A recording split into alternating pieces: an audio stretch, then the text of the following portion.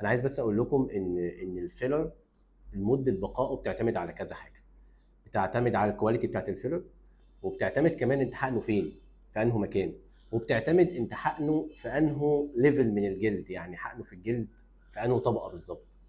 طيب، عندنا اكتر مكان بيروح منه الفيلر هو شفايف. ده اكتر مكان بيتكسر فيه الفيلر وبيروح تاثيره، يعني ممكن يقعد 6 شهور مثلا وتلاقي الفيلر بعد كده ما بقاش موجود.